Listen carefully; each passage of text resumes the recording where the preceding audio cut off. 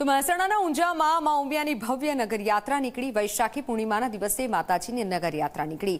પવિત્ર યાત્રાધામ વિકાસ બોર્ડના સચિવ રમેશ મિર્જાએ તેનું પ્રસ્થાન કરાવ્યું। 8 કિલોમીટર લાંબા રૂટ પર સાડીઓ બિછાવી સ્વાગત કરાયું। 500થી વધુ સેવકોએ ઊભા પગે રહી નગરયાત્રાને સફળ બનાવી।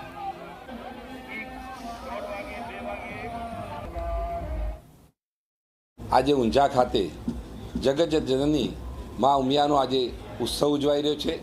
વૈશાખ સુદ પૂનમના દિવસે વર્ષોની પરંપરાગત પ્રમાણે મા ઉમિયા આજે ઊંઝામાં નગરચર્યા માટે નીકળશે। લોકોને સામેથી દર્શન આપશે અને આખું ઊંઝા અને આસપાસના અનેક ભક્તો માઈ ભક્તો આજે જોડાય છે અને સમાજના તમામ વર્ગો જોડાય છે। આજે ઊંઝામાં 165 જેટલી ઝાંખીઓ આમાં અલગ અલગ શણગાર સાથે આખા નગરયાત્રામાં જોડાય છે।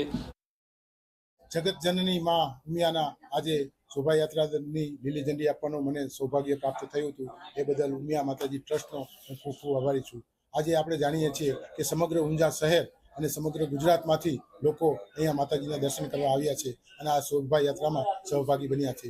સુંદર વ્યવસ્થા ઉમિયા માતાજી ટ્રસ્ટ તરફથી કરવામાં આવી છે। સૌ ટ્રસ્ટીઓને તથા ચેરમેનશ્રી માનદ મંત્રી સર્વેને હું અભિનંદન આપું છું। પહેલી વાર મને આ લાભ મળે છે।